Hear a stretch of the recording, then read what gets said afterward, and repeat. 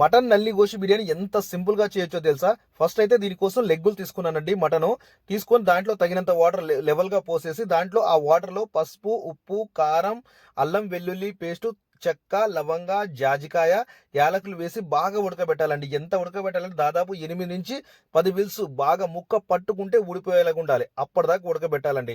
ఉడకబెట్టిన తర్వాత ఈ వాటర్, ఈ మటన్ బోన్స్ మాత్రం ఇలా పక్క పెట్టుకోవాలి. ఆ తర్వాత ఫ్రై ఎలా చేయాలో మీకు చూపిస్తాను. ఫస్ట్ ఒక కడాయి తీసుకొని కడాయిలో కొంచెం ఆయిల్ వేసి ఆయిల్ వేడిన తర్వాత సన్నగా కట్ చేసిన పచ్చిమిర్చి, ఉల్లిపాయ ఈ రెండు వేసేయాలండి. ఎంత సన్నగా అంటే అంత వీలుంటే అంత సన్నగా కట్ చేసేయాలి. ఇలా వేసేసిన తర్వాత దాంట్లో కొంచెం ఒక పావు టేబుల్ స్పూన్ పసుపు వేసుకోవాలి.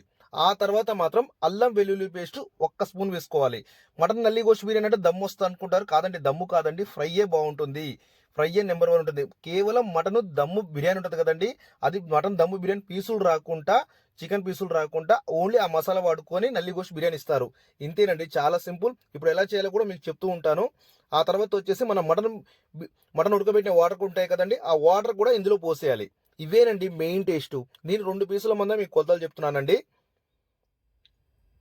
ఆ తర్వాత వచ్చేసి అన్ని ఉప్పు కానీ కారం కానీ ఫస్ట్ కొంచెం ఉప్పు తీసుకున్నాను. ఉప్పు కూడా ఒక పావు 12 స్పూన్ అండి, ఎక్కువ కూడా కాదు. అవసరం లేదు ఎక్కువ. ఎందుకు అవసరం లేదంటే మనం ఆల్రెడీ అన్ని వేసి ఉడకబెట్టాం. మీకు వీలుంటే టెస్టింగ్ సాల్ట్ వేసుకోండి, లేదా స్కిప్ చేయొచ్చు. ఆ తర్వాత మాత్రం కొంచెం కారం ఒక పావు టేబుల్ స్పూన్. ఆ తర్వాత మాత్రం బిర్యానీ కచ్చా మసాలా కానీ, చికెన్ మసాలా కానీ, మటన్ మసాలా ఏది ఉన్నా మీరు యూజ్ చేయొచ్చండి. ఆ తర్వాత కొంచెం లాస్ట్లో ధనియా పౌడర్ వేసేయండి. చూడండి, కొంచెం ఆయిల్ అనేది పైకి వచ్చేసింది అంటే ఇప్పుడు మనకు గ్రేవీ అనేది రెడీపోయింది. జస్ట్ ఇది ఫ్రై చేయడానికి మాత్రమేనండి. ఆ తర్వాత మనం 2 పీసెస్ తీసుకున్న మటన్ పీసెస్ ఇందులో వేసేయాలి. ఇందులో వేసేసి ఆ గ్రేవీ మొత్తం పీసులకు అంటుకునేలా మనం ఇలా కలుపుతూ ఉండాలి. ఇంతేనండి, చాలా సింపుల్. ఆ తర్వాత మాత్రం లాస్ట్లో బ్రౌన్ ఆనియన్ వేసేసి కొంచెం కొత్తిమీర వేస్తే సరిపోతుంది. మటన్ నల్లి గోషి బిర్యానీ అయితే రెడీ అయిపోయిందండి. చాలా చాలా సింపుల్.